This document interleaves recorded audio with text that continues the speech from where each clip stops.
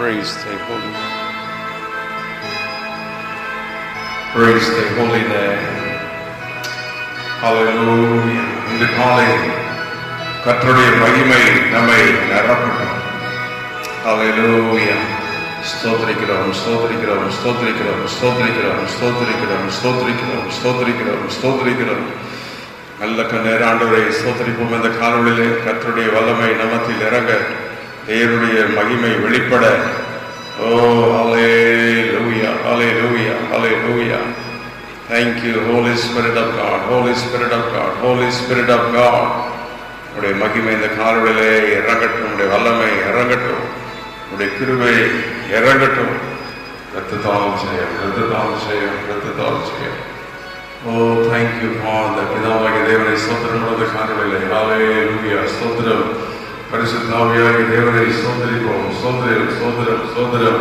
இரட்சகராகிய இயேசு கிறிஸ்துவை ஸ்தோத்திரிப்போம். நமக்காக இரத்தம் சிந்தி சிலுவையில் மரித்து ஜீவனை தந்தவரை ஸ்தோத்திரிப்போம். ஸ்தோத்திரம் ஸ்தோத்திரம் ஸ்தோத்திரம் ஸ்தோத்திரம் ஸ்தோத்திரம் ஸ்தோத்திரம். உடைய மகிமை, உடைய கிருபை, உடைய ஆளுகை, உடைய வல்லமைக்காக நன்றி. In Jesus name. Hallelujah. அந்த கருணையிலே உடைய மகிமை இறங்கட்டும், உடைய மகிமை இறங்கட்டும், உடைய வல்லமை இறங்கட்டும், உடைய பிரசன்னம் இறங்கட்டும். இந்த நாள் முழுவதும் கிருபை கிருபை கிருபை கிருபை வேலையிலே தொழில்களில் பிள்ளைகள் போக்கிற மரத்தில் படிக்கிற காரியங்கள் எல்லாவற்றிலும் தெய்வீக கிருபை வெளிப்படுவதாக. ஆமென். Thank you Father in Jesus name. Thank you Father in Jesus name. Thank you Father in Jesus name. உடைய மகிமையினாலே பிரசனத்தினாலே நிரப்பும். ஹalleluya. எல்லாரும் சேர்ந்த மகிமை மாட்சிமை நிறைந்தவரே என்று பாடி கர்த்தரை மகிமைப்படுத்துவோம். அந்த காலவெளியிலே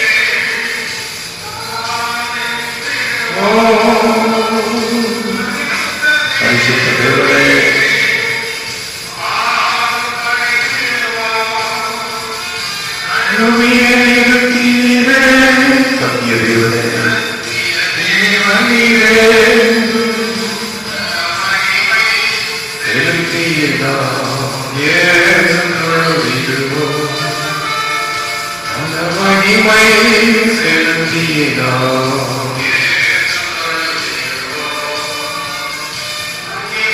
மாட்சிமை நிறைந்தவரே மகிழ்வுடன் தொழுதிடுவோம்.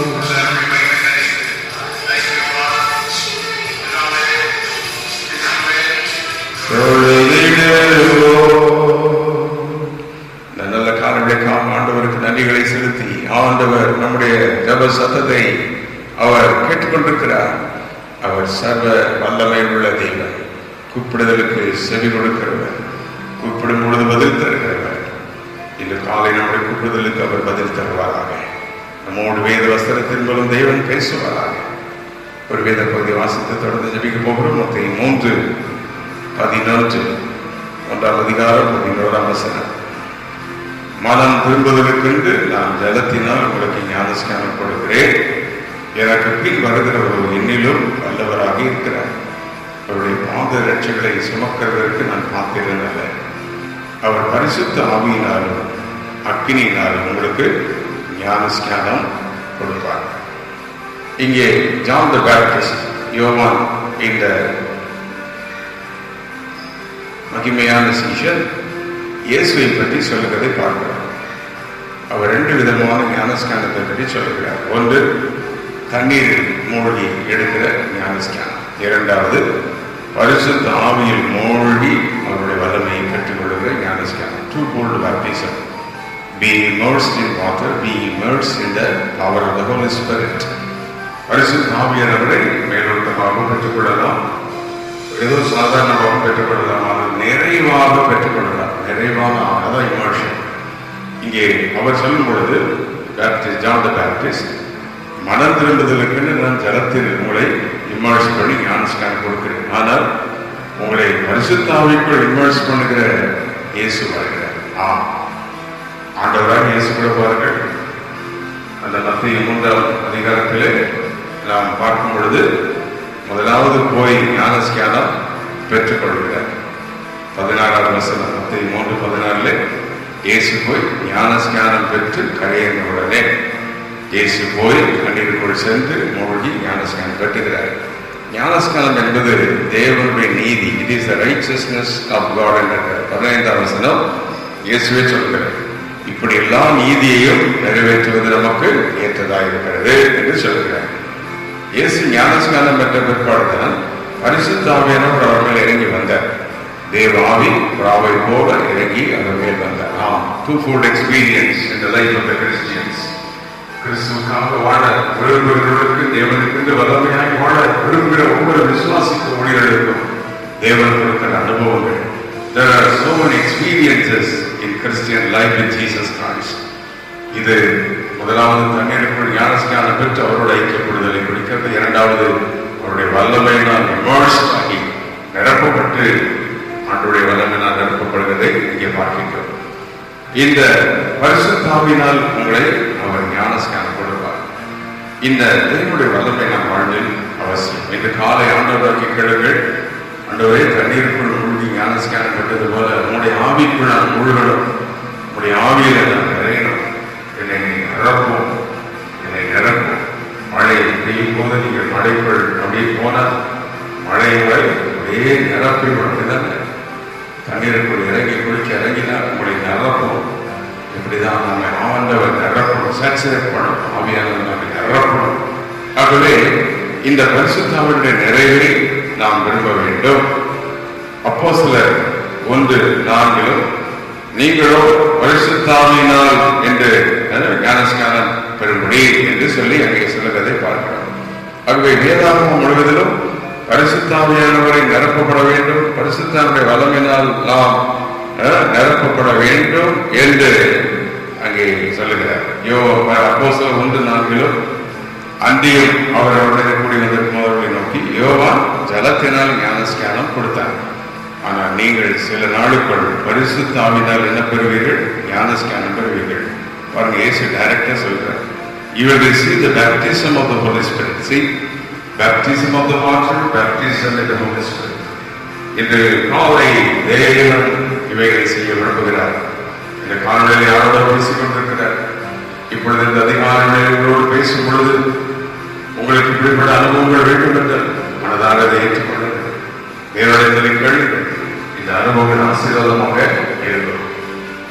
தண்ணீரை ஏதோ ஒரு சுற்று மேலே போட்டுக் கொள்வதற்கும் தண்ணீருக்குள் மூழ்கும் போது சரீரம் எவ்வளவு நல்லா இருக்கும். அது போலதான் பரிசுத்தருடைய வல்லமைக்குள்ள மூழ்கி நாம் வாழும்போது அவருடைய மகிமை, அவருடைய கிருபை நம்முடைய வாழ்வில் இருக்கும். ஆகவே being filled with the power of the Holy Spirit, being baptized with the power of the Holy Spirit, நீங்களும் பரிசுத்தாவினாலே ஞானஸ்நானம் பெற வேண்டும். அதைத்தான் பல ஆண்டுகளுக்கு முன் யோபு தீர்க்கதரிசி 2:28 சொல்லும்போது, மாம்சமான யாவர் மேலும் என் ஆவியை ஊற்றுவேன் என்று ஆண்டவர் திருவிழா பற்றி இருக்கின்றார். நீதிமொழிகள் 1:23, இதோ என் ஆவியை நான் உங்களுக்கு அருளுவேன் என்று ஆண்டவர் சொல்லி இருக்கின்றார். மனுஷனுக்கு ஒரு ஆவி உண்டு. அந்த மனுஷனுடைய ஆவியை நிரப்புகிறது தேவ ஆவியானவர் தான். ஆமென், ஹல்லேலூயா. இந்த காலை பரிசுத்த ஆவியானுடைய வல்லமை நம்மை நிரப்புவதாக. இந்த யோவான் சொன்ன அந்த எக்ஸ்பீரியன்ஸ், யோவான் சொன்ன அந்த வல்லமை, being born of the Spirit. Amen, being born of the Spirit. பரிசுத்த ஆவியானவர் தான் முதல்ல நம்ம ரட்சிப்புகளை நடத்துறார். ஆனா அதே ஆவியானவர் தான் நம்மளை நிரப்புகிறார். ஆனால் the first experience being born of the Spirit, then being anointed by the Holy Spirit. பரிசுத்த ஆவியால் நிரப்பப்படுகிறது ஒரு அனுபவம். இந்த அனுபவத்தை கொடுக்கிறவர்கள் பெற்றுக்கொண்டு தேவனுக்காக வலிமையாக நீங்கள் வாழலாம். இந்த anointing of the Holy Spirit helps you to pray. இந்த பரிசுத்தனுடைய வல்லமை இது ஒரு grace gift, favor received by God. ஆகவே யோவான் 14:7 இயேசு சொன்னார், I will send you the Holy Spirit என்று சொன்னார். எபிரேயர் 8:10, Holy Spirit will write and laws in your heart. ஆவியானவர் மூலம் என் கட்டளைகளை உங்களுக்குள் நான் எழுதுவேன்.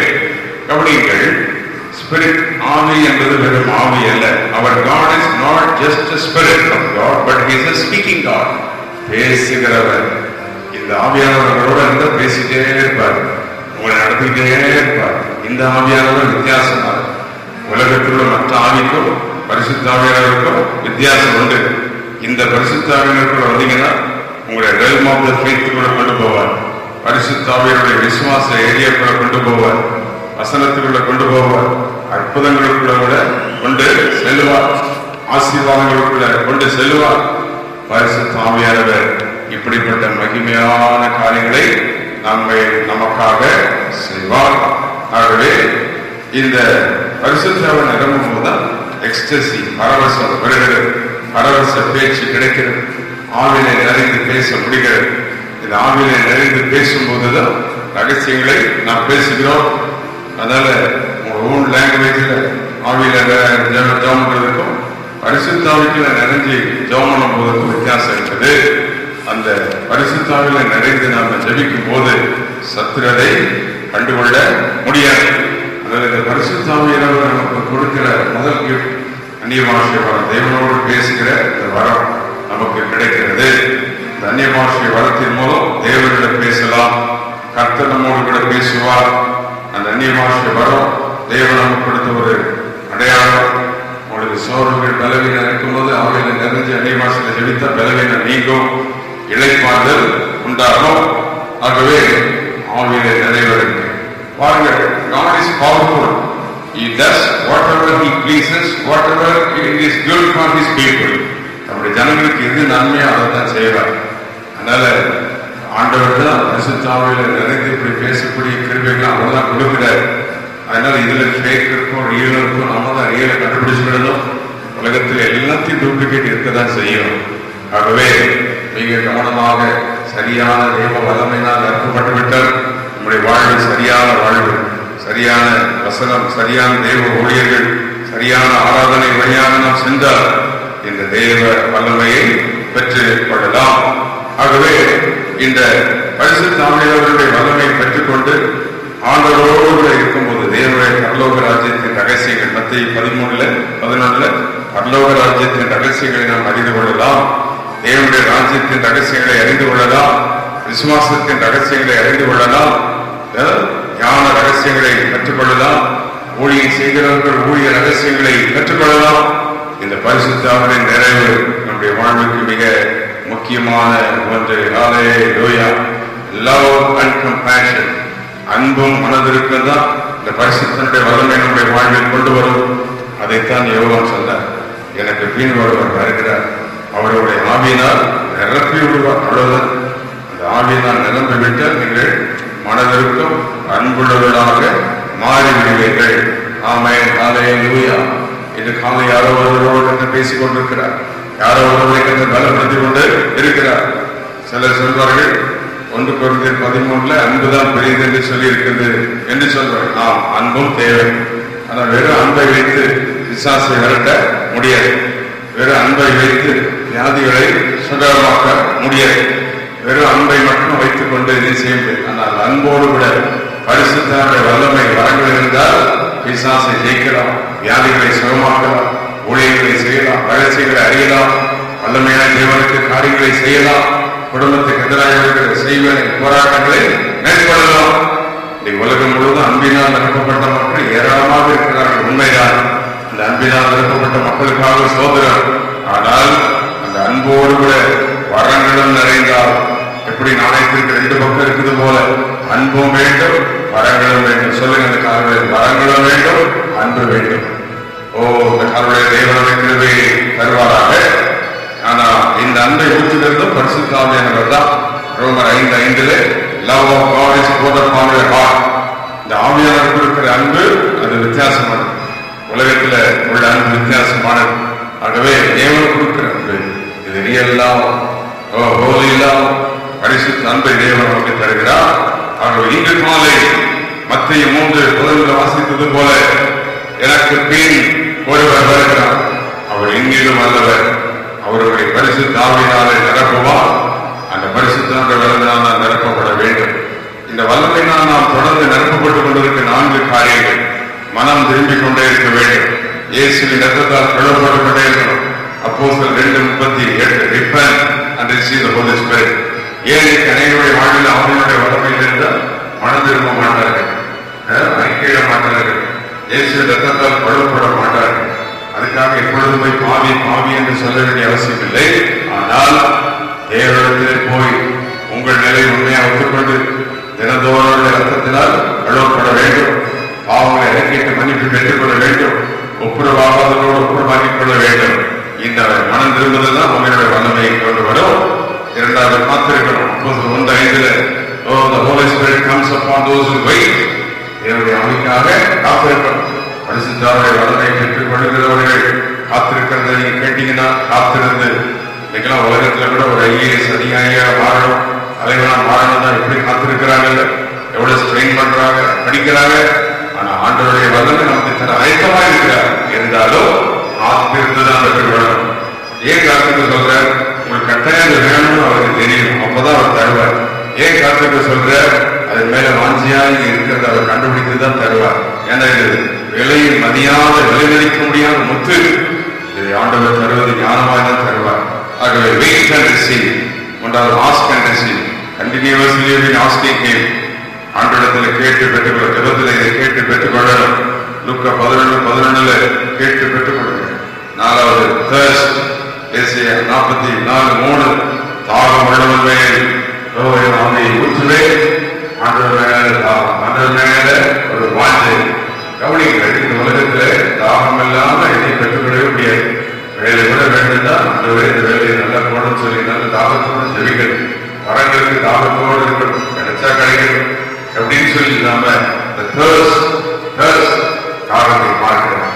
ஊழியம் செய்தாலும் தேவனுக்காக இருந்தாலும் தாகத்தோடு தேவனுடைய வசனத்தின் மேல் தாகம், அந்த காரியத்தை பெற்றுக்கொள்ள வேண்டும் என்ற டிசைர் வாஞ்சை வேதம் சொல்லுகிறது. ஆசீர்வாதத்தை ஒருவன் விரும்பாமல் போனார், ஆகவே அவன் ஆசீர்வாதமே வரவில்லையா. ஆனால் ஆசீர்வாதத்தை விரும்பினாலும் ஆசீர்வாதம், வரங்களை விரும்பினால் ஆசீர்வாதம், நன்மைகளை விரும்பினால் நன்மைகள். இந்த காலையிலே தேவன் டிசைரை தருவார். Ask and receive, repent and receive, wait and receive, have the thirst and receive. இந்த காலையிலே தேவன் உங்களை தன்னுடைய வல்லமைகளால் நிரப்புவாராக.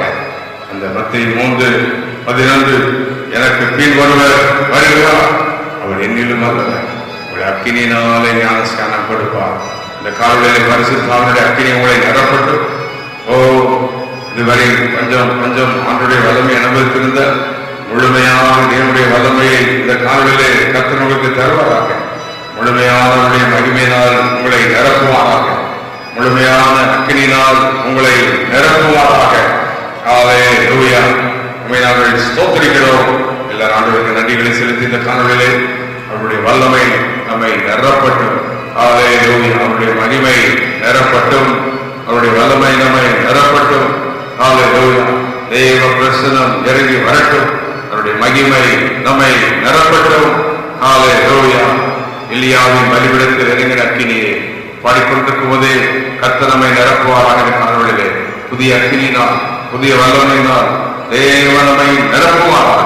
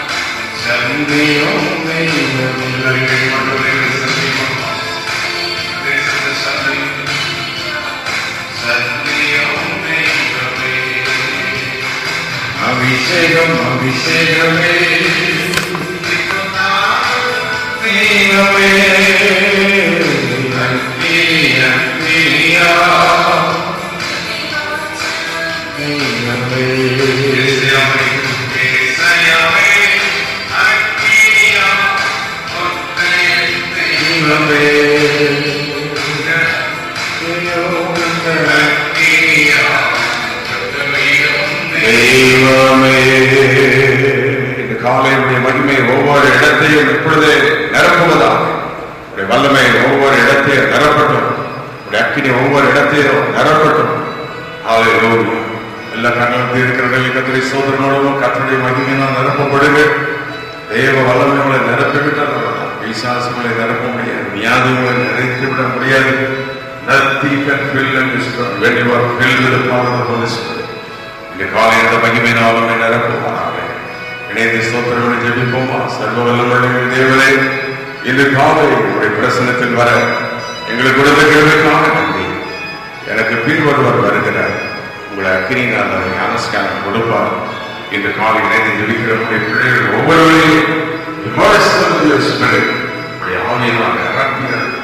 ஆவியானுடைய வல்லமையோட தொடர்ந்து ஆவியானுடைய வல்லமை அவர்களுக்கு கிரியை செய்யட்டும். பரிசுத்தாவினுடைய வல்லமை அவர்களை தொடர்ந்து நடத்தட்டும். மகிமையினால் ஒவ்வொருவரையும் நிரப்பும் நிரப்பும் நிரப்பும். கர்த்தருடைய செய்வதற்காக நன்றி. மாலை ஞானி நிறுவின போராட்டங்கள் எல்லாம் மாறி இயேசுவின் ரத்தத்தின் வல்லமையினால் அழிந்து போகும். உயர்வு நன்மைகள் ஆசீர்வாதங்கள் கிருபைகள் எல்லாம் பெற வேண்டும். பலவீனப்பட்ட எல்லாரையும் தொட்டல் மாற்றும். வீடை கட்டி கொண்டிருக்கிறவர்களுக்கு அற்புதம் செய்யும். வேலைக்காக எழுதுகிறவர்களுக்கு அற்புதம் செய்யும். எழுதுகிறவர்களுக்கு வேண்டிய நன்மைகளுக்கு கொடும். அதுபடி சரியான ரிசல்ட்டை கொடும். அதோடு வாஞ்சியாளர்களுக்கு வரங்களினால் நிரப்பும். உங்களுடைய வல்லமையாக்கும் பயன்படும். இயேசு கிறிஸ்துவின் நாமத்தில் கேட்கிறோம் பிதாவே. ஆமென், ஆமென்.